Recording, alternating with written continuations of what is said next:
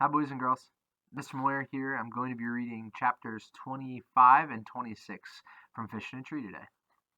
Chapter 25 Celebration or Devastation. Mr. Daniels is wearing a tie with little trophies on it. Also, he has a goofy smile on his face, even goofier than most days. Okay, my Fantasticos, there's one among you who is even more fantastic than usual, and that's hard to do. So, we are going to celebrate. You see, when you all wrote these nature poems the other day, you had all been secretly entered in, he puts his arms up and raises his voice, the first annual Fantastical Poetry Award. Oh, great. Another thing for Shay to brag about. I look over at Albert and hope that he will win instead. He's hoping so too. I can tell by how he pulls his chair in, more like he's getting ready for something. I think that Sookie has a good chance as well. So, Mr. Daniels begins. This poem is a splendid surprise. Great work, and I am very happy to give the first annual Fantastical Poetry Award to... I watch Shay out of the corner of my eye. If she wins, we'll never hear the end of it. What she does doesn't make sense. She shows surprise, but it's followed by disgust. Mr. Daniels' hand on my shoulder makes me jump. Congratulations, Allie, Mr. Daniels says. This can't be. It's too early for April Fool's Day. I look over at Albert and Keisha, wondering if they put a poem in with my name on it. Mr. Daniels takes a step back and says, Come on, come claim your prize. Prize? I swallow hard. Mr. Daniels stands at the front of the room, waving me up. Well, what are you waiting for? I stand and walk toward him like the floor will swallow me up. I turn toward the class and he puts his hand on my shoulder. He holds the poem in his hand. I look and see it actually is mine. Maybe I was just having a good day. I mean, it's about time I have a good day for once, right? Happiness seeps in. Have I really won an award? The thought of that would have been something for my sketchbook of impossible things before now. Me. So, Allie is our first poetry winner for her piece entitled Rain, Rain. He turns to me. Do you want to read it, or shall I? The paper crinkles in my hand. I'll read it, I say, happy that I have it memorized. Rain. Rain falling down. Down. Down on the ground. All the birds go in the trees. They don't like the rain, you see.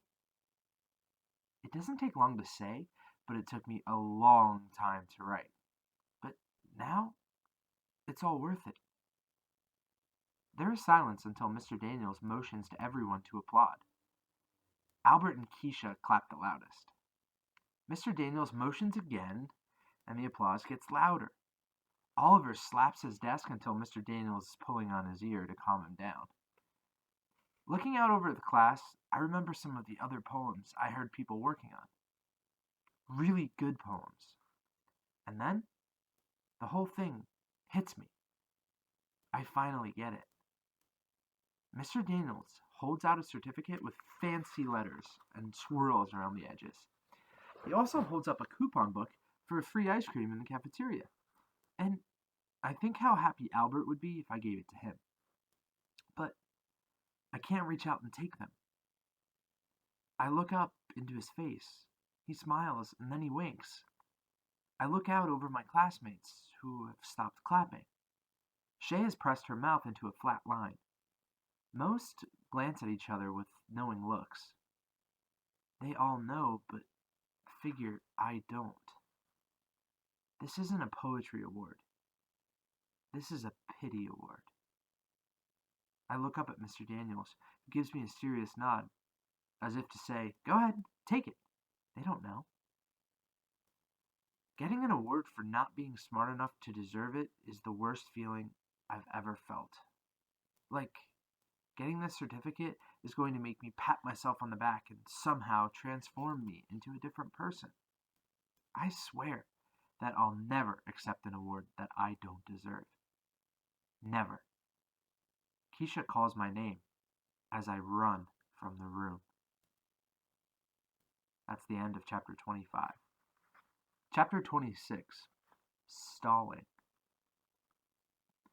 I run into the bathroom and I hide in the stall at the end. I stand, pressing myself up against the wall, embarrassed and humiliated and never wanting to go back. The door opens and someone comes in. You okay? Keisha asks. No, I'm not. You won an award. Who in the world runs from an award? I think you'd be happy. I didn't. I didn't win for real. What are you talking about? She asks. Of course you did. I was there. No, trust me. I didn't. He's just trying to be nice. Why don't you come out of there? You don't understand. Just go away. You're right, Allie. I don't understand. I don't know why you're mad about an award. I feel so much worse than just mad. Look, I say, when you get on your bike, don't you expect it to hold you up, not fall apart when you pedal? Yeah, so what? Imagine if every single time you got on your bike, you had to worry that the wheels would come off. And every time you ride, they do. But you still have to ride. Every day. And then you have to watch everyone watch you as the bike goes to pieces underneath you, with everyone thinking that it's your fault and you're the worst bike rider in the world. Why in the world are you talking about bikes and wheels coming off? My brain, I say, leaning my forehead against the cold wall. My brain will never do what I want. Come on, it's not like your brain is broken. So you're not the best speller. So what? Your brain seems fine to me. You don't understand what it's like to be different than everyone else. Wait. Have you noticed how different I look than everyone else in our class? It's not the same. Look, you're my friend. The best friend I have here. If you want to say things like that and make it hard to be your friend, then, well, I'll just wait for you to come to your senses. Oh. You're talking like a fool saying that I don't understand what it's like to be different. But the thing is, I'm only different to the people who see me with the wrong eyes. And I don't care what people think. I laugh a little. Albert says that the problem is that people don't have enough melanin. He says that that's the thing that makes human skin darker. Well, that boy is bonkers, but he is a smart one. She sounds happy. Now, come on now. I lean against the wall for a minute more because it's easier to say my next thing without seeing anyone. It comes from a place so deep inside, it's like it's coming out of the ground. I just want to fit in for once. I mean, I really do. Just to be the same as everyone else. Keisha doesn't answer for a little while. Look, you don't fit in. I don't fit in. Albert doesn't fit in either.